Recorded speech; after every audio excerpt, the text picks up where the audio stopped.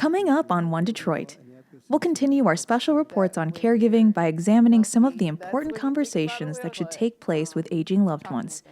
Plus, we'll preview the new PBS documentary series, The American Revolution, and talk with the film's co-directors, Ken Burns and Sarah Botstein.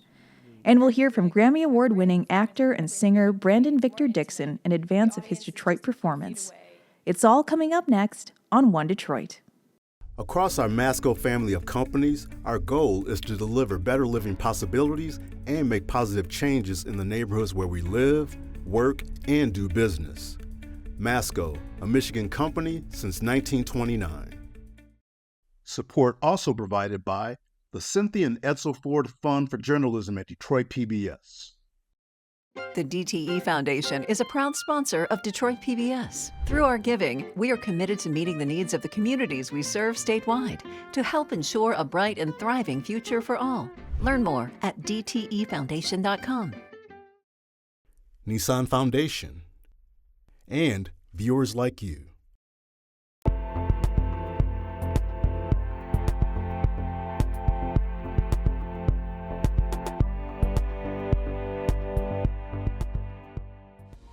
Just ahead on One Detroit, we'll talk with filmmakers Ken Burns and Sarah Botstein about the importance of telling the story of the American Revolution in their new docuseries. Plus, we'll hear from Broadway star Brandon Victor Dixon about his creative process when telling stories through song. But first up, we're continuing our special series of reports on caregiving with a look at the sensitive but important conversations that need to take place between caregivers and their loved ones. Among these are discussions about finances and legal documents. One Detroit contributor Marty Fishoff discussed these crucial issues with an attorney and a mother and daughter who are planning for the future.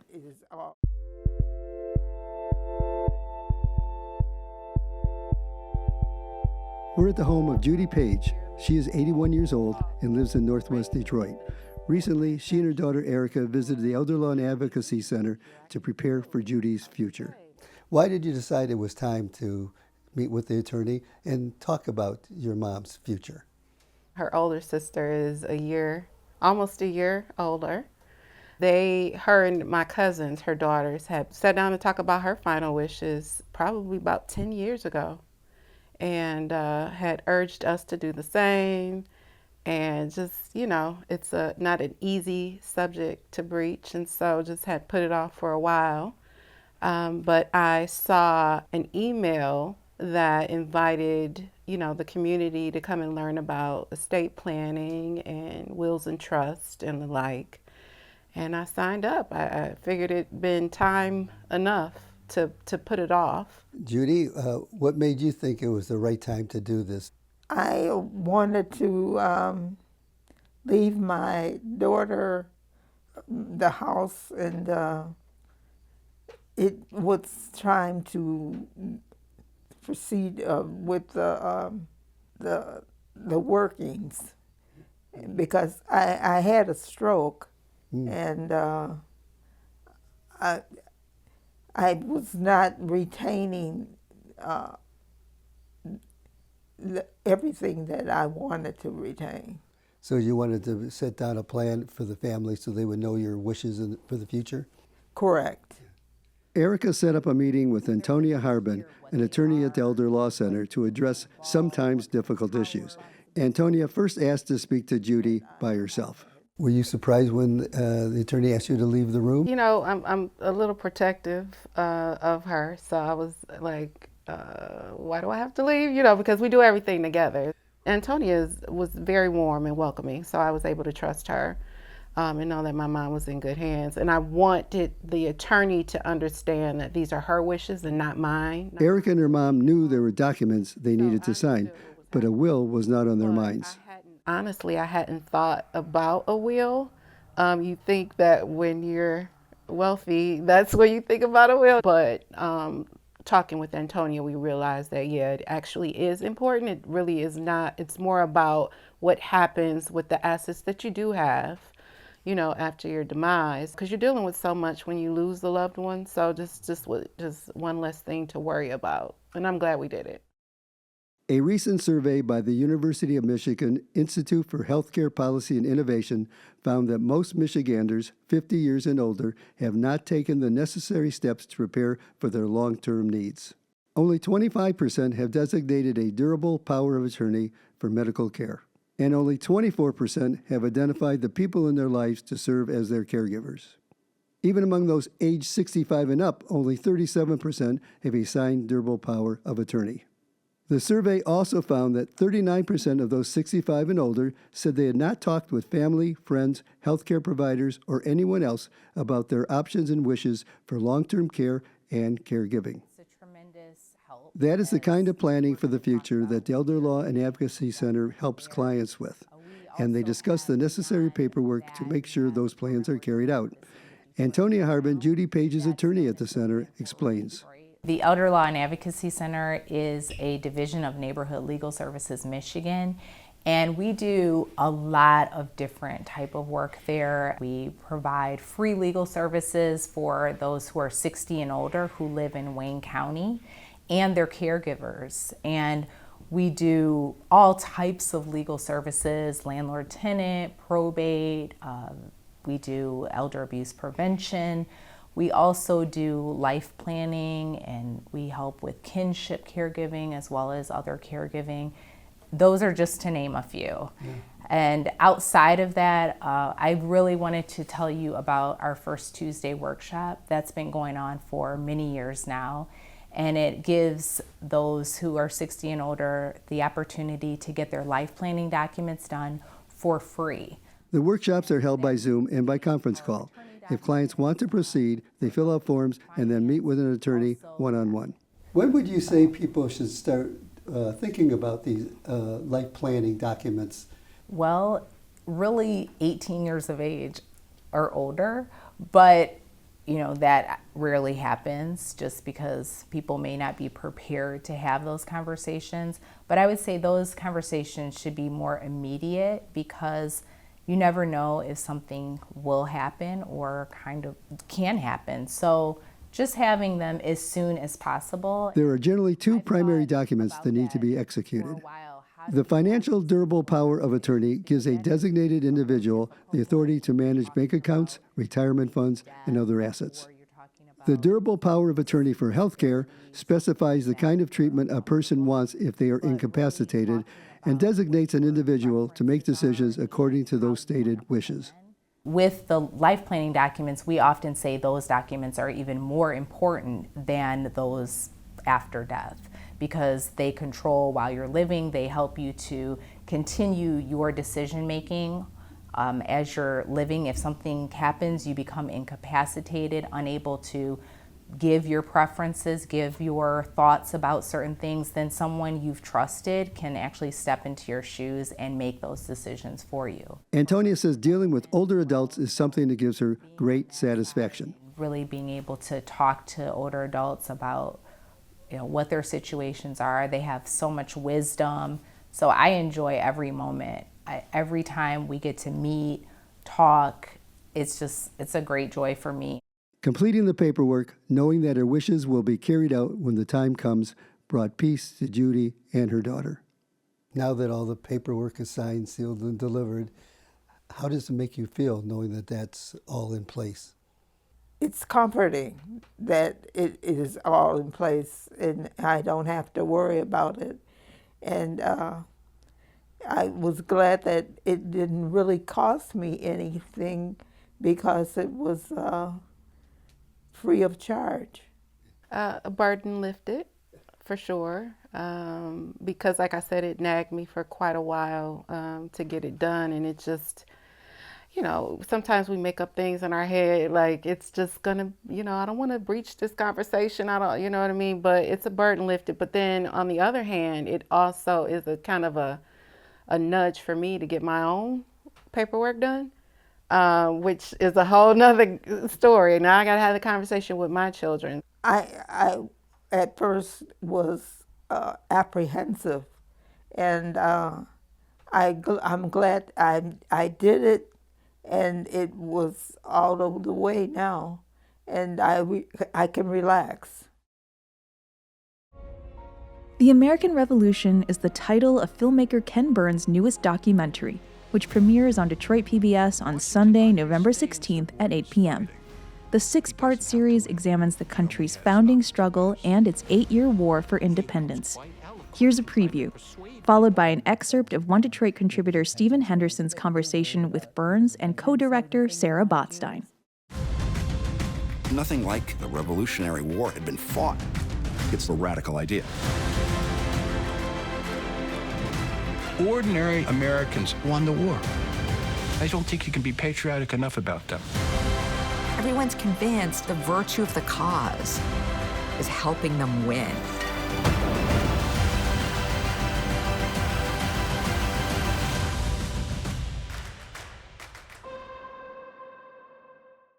Why tell this story now? What's the reason in 2025 that we need to be reminded of where all this started? I mean, we are coming up on the 250th anniversary of it next year, but what's the power that this story still has for us as Americans? Well, first of all, there's no now for either the American Revolution, except when it happened, Yeah. or for us, because we decided to do this 10 years ago in December of 2015, when, just in terms of your question about now, Barack Obama had 13 months to go in his presidency. It seems like forever ago, right? So lots of stuff happens, Yeah. and it's not unusual for us to have films. The National Park film, the film on the Vietnam War, all took 10 years or more to make. So our idea is to tackle a big subject that's important. Certainly there could be nothing more important than our origin story, how we came about, particularly since it's so encrusted with the barnacles of sentimentality and nostalgia and mythology and kind of superficiality. So there's always just a good reason that the revolution could compel us to pay better attention to it than we have. And then I also think there's a discipline that we as filmmakers have to not play to the moment. So when we began this, no one was talking about a semi-quincentennial. Several years in, I sort of said to Sarah, wow, you know, if we hit all our marks, we could be ready by the spring of 25, which would be the 250th anniversary of Lexington and Concord. And she's going, we're not going to make that. It'll be the fall, which is what it is. And then people would say, oh, you're so smart, you timed this for the semi-quincentennial. We didn't. It's really important that we be umpires calling balls and strikes, that we tell the story of the American Revolution, and be aware of the fact that in 2015, 2017, 2019, the rhymes of history, as Mark Twain said, will play differently. There's a wife of a German general who's anxious as she makes the Atlantic crossing with her 3 small girls that Americans eat cats. Now, if the film had come out last fall, that would have had a different different kind of things. And you have to just be super disciplined and say, look, a strike is a strike, a ball is a ball, this is what we're going to do. It's going to rhyme, whatever it's going to be. Having said that, I think it's really important that when somebody's having a difficult time, really struggling with themselves, as our country is right now collectively, one of the best things you can do is to see a professional who will first ascertain where you came from, where did you begin, who are your parents, what was your early life like. And so by answering those questions, you begin a process of healing. And I think it's true for individuals. I know it's true for individuals. I think it's also true for countries. And so we have no purpose. We didn't in any way edit to that idea. It's something that came to us as we've spent the last 8 or 9 months touring the country, seeing the response in every different kind of crowd. We say the exact same thing everywhere, whether I'm talking to Joe Rogan or Theo Vaughn or you, whether we're in Detroit or we're in Houston or Dallas, whether we're in San Francisco or Boston. You know, people who seemingly have some skin in the game of the revolution on the Eastern Seaboard are often not as attuned to the revolutionary spirit, if that's what we're trying to invoke, as people elsewhere. So this is our origin story. This is our how we came into being, and it's normally been smothered with a kind of mythology. And what we spent the last nearly 10 years doing is trying to just take off that mythology and try to see it with kind of clear eyes. Yeah. Sarah? What keeps us up at night, actually, over the course of those many years is to get the story right, as Ken was just saying, and to tell good history and tell good stories. And over the course of making the film, the ways that the film and the history intersect with the current moment or what's happening to our country evolve and change. And so the thing we want to do is make a film that stands the test actually of the moment. It's sort of the opposite. Yeah.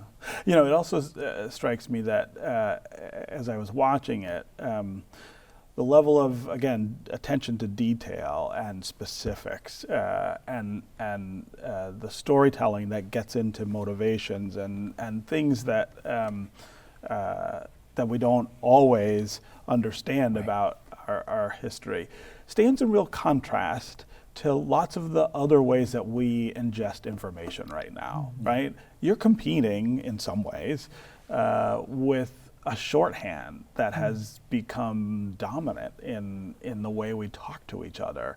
And I wonder how that plays in your minds as you're doing this, that everything around you is so different now. Yeah, it's not everything, and we're not in competition. Okay, so but for people's attention you are. Well, and I would argue with that too. I've been told all my professional life that no one's going to watch this long form thing on the Civil War because there are these MTV videos. And no one's going to watch baseball for the same reason or jazz for the same reason, but they did. The Civil War is still the highest rated program in the history of public broadcasting. Yeah. They started switching away from MTV videos to YouTube little videos, cats playing with balls of yarn, people's attention spans. They worried about people's attention spans when the telegraph was invented in the 1850s. So all of these are not new situations. So that's where I challenge the idea of competition. Okay. Is the hare really in competition with the turtle? The hare doesn't think so. The turtle doesn't. No, it's not. But it often that the turtle finishes ahead of the hare, who kind of gets tired and lies down and goes to sleep. So what we do know is that that kind of chatter has stopped for most people for the last 10 plus years. Nobody's asked us that question. Nobody's going to watch this because, in fact, what do people do in faced with the tsunami of information and the gazillion choices they have is they self-curate and they binge. And I have children who spend a weekend spending more time on one thing than any of my films last.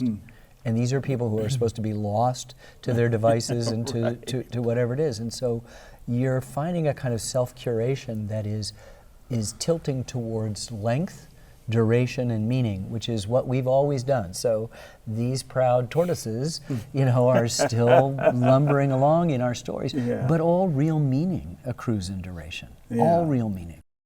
And you can see the full interview on onedetroitpbs.org. You can watch the American Revolution docuseries on 6 consecutive nights beginning Sunday, November 16th at 8 p.m.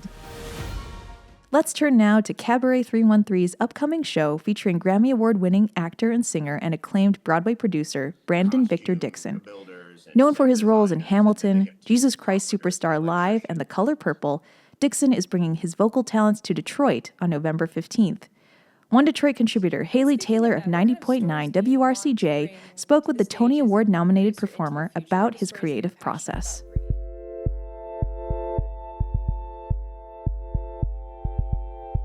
To get started, I want to jump into your career on Broadway and on the stage. I feel like you've played really dynamic characters. Aaron Burr, Judas, Harpo, Berry Gordy.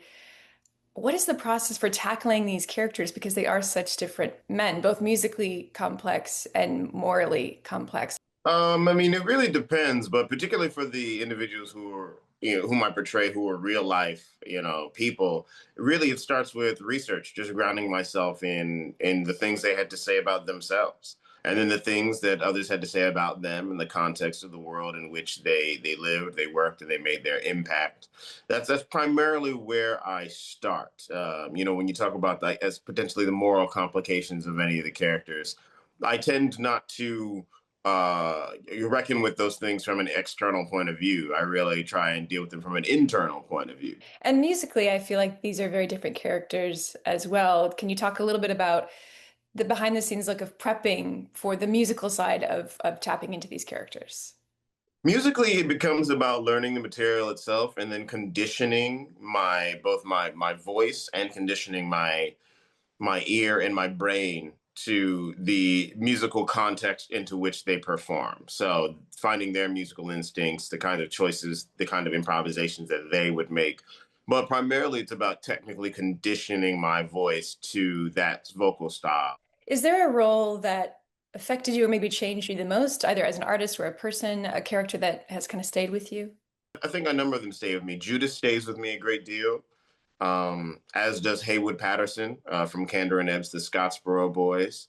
I think because of the moral questions that not necessarily the character, but the piece itself put forward for the audience.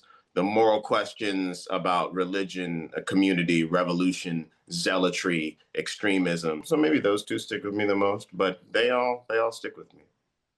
And then translating that to a cabaret stage, you get these big characters, these big storylines, obviously big musical numbers that are so attached to the long form story. And then you're doing a cabaret performance with Cabaret 313. It's more intimate. The audience is just a few feet away. What changes for you in adapting from a Broadway stage with these big characters to a cabaret performance with people who are just right in front of you? In all honesty, not that much. Because for me, art is storytelling and connection. So whether I'm singing or I'm dancing or I'm acting, what I'm doing is I'm storytelling and I'm seeking to create a connection, a conduit between myself and the audience, whereby we can have an exchange and leave the environment different than when we came in. We have learned something, we'll have reminded ourselves about something that we already knew that we had forgotten to apply to our lives and our friends and our families and our neighborhoods. So that's what I'm doing when I'm on stage or when I'm on screen. And it just becomes, I think, maybe that much more intimate or more powerful when I'm present in a cabaret setting. Not only are you a performer of the stage, of the screen, but you're also a producer as well. How has working behind the scenes kind of shaped the way that you see theater as a whole? I think working behind the scenes has helped me to get a greater understanding of the ecosystem of theater as a whole. I mean, we think of theater as one of the most collaborative mediums. We talk about that a lot, particularly in the kind of the internal artistic space. But it really is true for the context of the whole. We're actors and singers on stage, but we have the creative team of directors and stage managers and costume builders and set designers. And then they have teams of carpenters and electricians. And there's just really a whole ecosystem of people that come together to make the piece. And speaking of that, what kind of stories do you want to bring to the stage as a producer into the future? What are the stories that you're passionate about bringing to the public to have those conversations? I think the most important thing that art can do is raise our consciousness as human beings and connect us to each other on a deeper and greater level. You know, art is the most powerful, exponentially powerful element that can bridge the gaps between communities. Now, I want to continue to bring stories forward to help break down the barriers between us as people, or at least break down the barriers we think exist between us as people, and help show the parallel relationships and emotional experiences and challenges that we all share so that we can find ways to overcome these things together. For young artists who are in Detroit, who are going to your performance at Cabaret 313 or are seeing this interview and are looking to follow a similar path to what you have successfully created for yourself, what advice would you give to those young artists who are looking to build a sustainable creative life? Well, I would say hold on to whatever you're picking up and you're soaking up in Detroit, because you all are the founts of creative, inspirational outpouring. You know, Detroit has created so many extraordinary artists. So I would say hold on to that and continue to build infrastructure and community, because art begins on the ground and begins between the people who are around you. Share your art with the people around you. The most important thing about art is touching other people and growing a coalition. Don't be afraid to start small and continue to work your way outwards. And then finally here in closing, without giving too much away, what can audiences expect from Cabaret 313? What kind of journey are you hoping to take Detroit on? they can expect some favorites, some favorites from the shows that I'm known for. So you can get some of the things you're looking for. But then I'm definitely going to bring you some new songs, some new arrangements, particularly off of my forthcoming album, which comes out in the spring. So it'll be a mix of some of the familiar and then some new. I'm excited for it. Brandon, thank you so much for joining us today. Thank you so much for having me. Brandon Victor Dixon will perform on November 15th at The Cube at the DSO Max M. and Marjorie S. Fisher Music Center. That'll do it for this week's One Detroit. Thank you for watching. Head to the One Detroit website for all the stories we're working on, follow us on social media, and sign up for our newsletter. This program was made possible in part by Ralph C. Wilson Jr. Foundation, Michigan Health Endowment Fund. Across our Masco family of companies, our goal is to deliver better living possibilities and make positive changes in the neighborhoods where we live, work, and do business.